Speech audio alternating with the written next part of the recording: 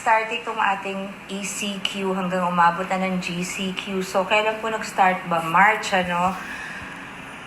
No offense po sa lahat sa inyo, pero since bata po kasi ako, lifestyle ko na po talaga, I'm such a homebody. Talaga pong ayoko nung labas ng labas, kasi po siguro masyado ng hectic yung trabaho ko mula nung, lalo na nung nagpelikula na ako nung 15 ako.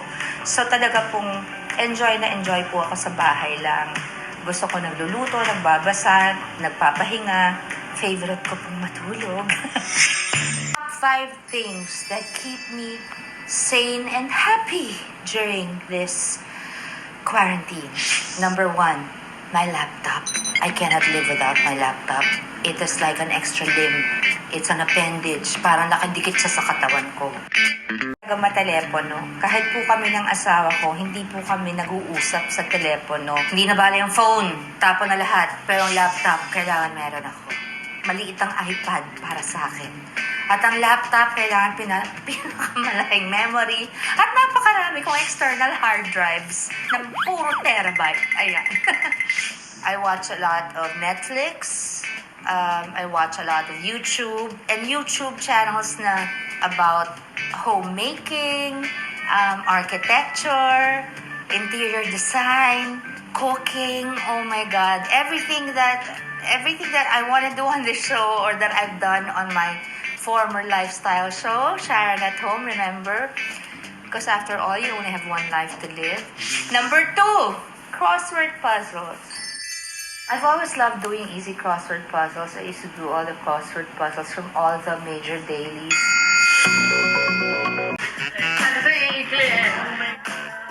Some more time. I will make it less time. And I also do text twist, super text twist on the computer. And then I used to love Tetris because it was hand and eye coordination. That was really good exercise for the brain. And I do Bejeweled. I'm very loyal to Bejeweled on my phone. Number 3, I cannot live without my books. And my books are mainly on interior design, architecture, like this is a lovely book style. This is one of those because I love all kinds. This is the English Country House. This is inspirational interiors. I also like wrapping each book myself. I do not delegate because I like everything done my way. It's a hard life, but someone's gotta live it, and I like that life.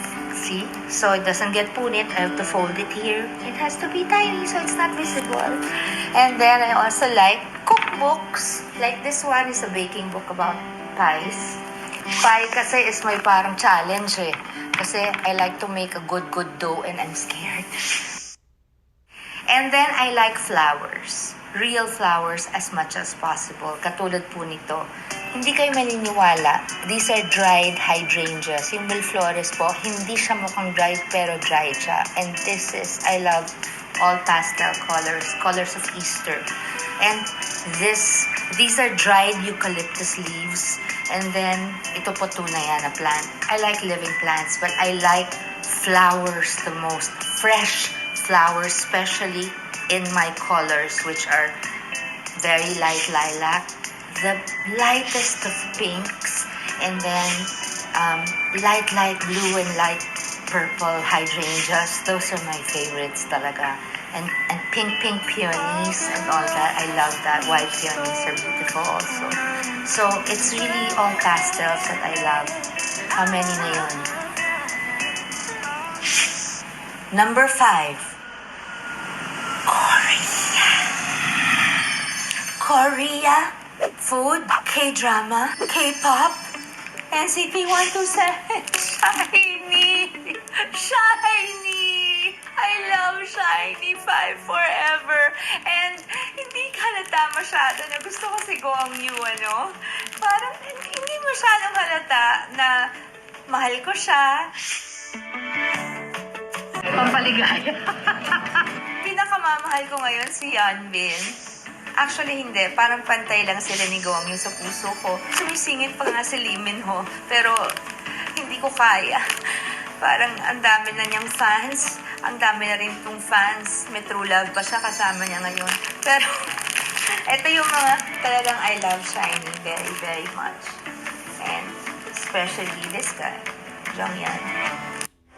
My Shiny light stick. Shiny! I also have an NCT light stick, but mostly I give my NCT stuff to my Miel.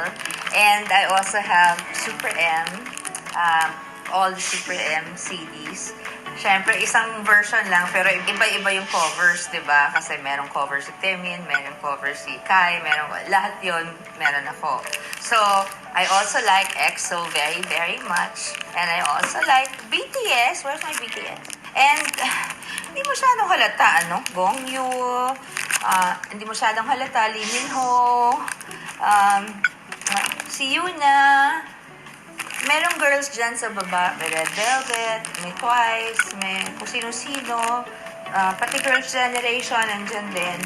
Pero syempre, namumuna, marami pa po, napakarami ko pang posters, pero alam nga naman, isabit ko po sa kwarto ko, meron na po akong asawang tao, tsaka 54 na ako, pero bakit? There's no age limit to being a fan of K-pop groups or K-drama. Shiny! If they make you happy, hey, you only live once. And I used to never understand K-pop and K-drama fans. Hindi ko masakyan, pero walang basta ganun trip. And now, there's nothing more I would like than to learn how to speak Korean. So I could understand all the K-dramas better. Pero hindi masyadong halata na makagongyo ako. At saka, ayan, may paano pa yun may pa-gold na ganyan. Pero wag natin tanggalin, sayang naman. At akala nyo ako lang yan. Pag ginalaw ng konti, si Gongyo yan. Tapos, hindi masyadong halata. Ayan. Lalo na yung nakatayo doon, bigay po ng mga Sharonians. Yan. Thank you, everyone.